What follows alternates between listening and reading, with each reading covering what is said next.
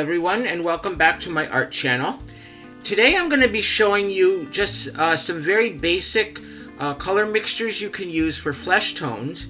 And I will preface this by saying I'm not a portrait painter, typically. That's not really what I do, but I've gotten a lot of requests for just basic flesh tone mixtures, so I thought that I would share that with you today. So let's take a look at the colors that I'm going to be using. And you don't need all of these, but this sort of set of warm colors is going to be your basic range for flesh tones, depending on your subject. So of course there's white, yellow ochre, cadmium red light, pyrrole red. You could also use naphthol red if you have that. Venetian red, burnt sienna, burnt umber, raw umber. It's cool, ultramarine blue, and black. So just to get you started a little, let's take a look at this little just quick diagram I did of a face. Now there's various regions of the face. For most people, the upper half of the face here is going to be slightly, and these are subtle changes, so keep that in mind, but it's going to be ever so slightly more yellowish, and the lower half of the face is going to be slightly more pinkish because the blood vessels are closer to the surface of the skin and the cheeks and the nose. And now for men, the area where the beard is, if they're clean shaven, is going to be slightly cooler or slightly greenish. Because of those hairs that are underneath the skin, because skin is slightly translucent. So then if you're painting a man, this area of the face is going to be just slightly cooler to a little bit greenish because of the hair. Okay, so set that aside. So a basic, good flesh tone mixture for Caucasian people is white mixed with a little yellow ochre and cadmium red light. You probably want to go a little slightly more to the ochre side. So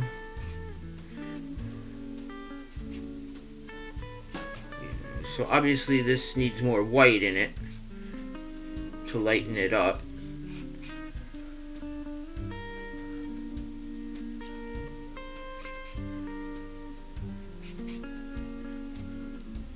So that color there is a good basic mixture, but you're going to want to, I mean, this is too intense right now for the main skin color, but this would be okay for like warmer shadowed areas. So you want to just mix that with enough white to get the right value. And I apologize because I can already see on my camera on the computer the reddish is not coming through, so it looks too yellow on the screen, but my camera unfortunately doesn't pick up the reds very well, so I'll try to adjust it a little bit. So cadmium red light, yellow ochre, and white is a good basic flesh tone for Caucasian people. And if you want to darken that, you can darken it with, in the warm areas, you can darken it with burnt sienna for warmer shadowed areas. Most of your flesh tones are going to be in the earth tone range, of course, because skin is generally warm in that color range. And then you can add a little bit of black and blue, just a touch of it, to tone those skin tones down for shadowed areas or cooler areas where you don't want the color to be so intense. Don't be afraid to use black in very small amounts. It's okay.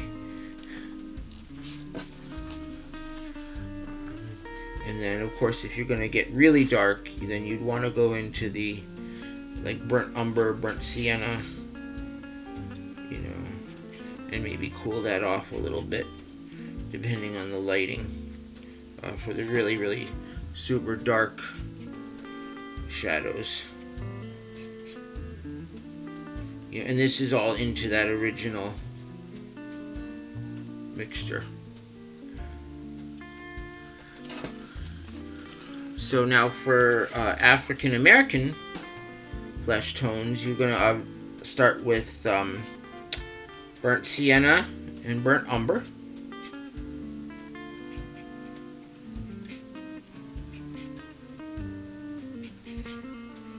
And now this is too intense of a color to begin with.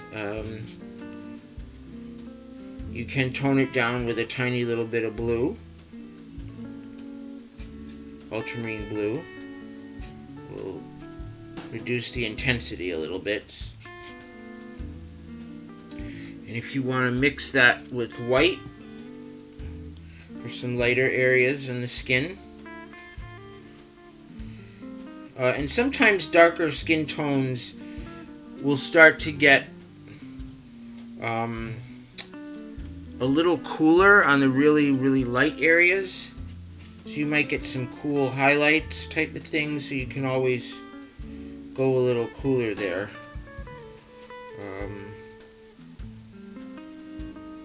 Like that. So in some of the lighter areas. And then same, of course, you could add more warmer colors like a reddish color to the dark. You know, if there's a warm shadow, and if there's a dark shadow, you can add more umber and black to that.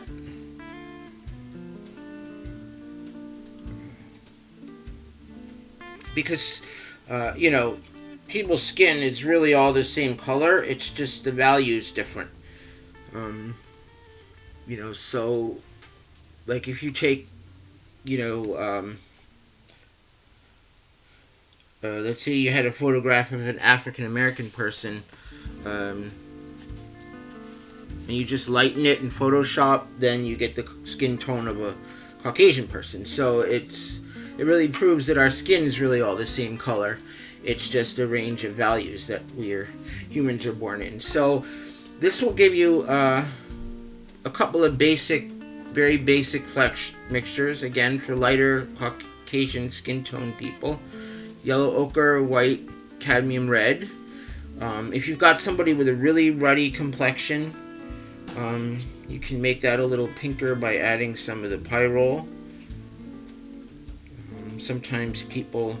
this is also good for lips, which are typically redder and darker than the skin of the face, so you could just add a little burnt sienna and a tiny bit more red. And that could be like a lip color. And then you're going to tone the shadows down with a little bit of blue and black.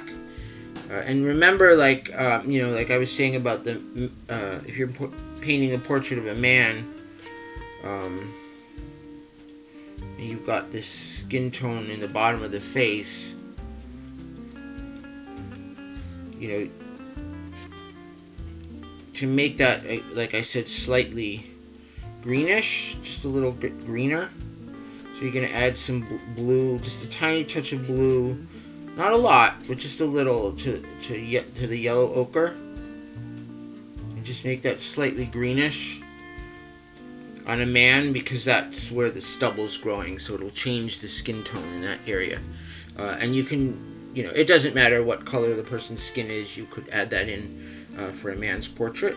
Then for the African American or darker skin tone people, it's burnt sienna and burnt umber, and you can cool that down with either black and blue or even raw umber, because this is a cool raw umber that I have here. It's made by Richardson. It's the Shiva raw umber, and that can also be added to darker skin tones to tone down the intensity a little bit. and even in lighter skin tones to get like slightly cooler areas that might be in shadow or in a plane that's moving away from the light. So anyway, so these are some basic flesh mixtures that should get you started. I hope that was helpful. If you have any questions, feel free to comment or send me an email. And I thank you for watching, and I will see you in the next video. Thanks so much for watching. Go ahead and click on that subscribe button so you won't miss the next video. And why not spread the joy? Be sure to share my videos on your favorite social media. Don't forget to head on over to my website, walcottfineart.com, where you can see my art, read my blog, or when you join my newsletter list, you can win free art. Every month, I'll choose a lucky winner for my email list, and that person will receive a mini original oil painting. There's a chance to win every month, so be sure to sign up today so you don't miss out. Plus, you'll get my fun newsletter. See you next time!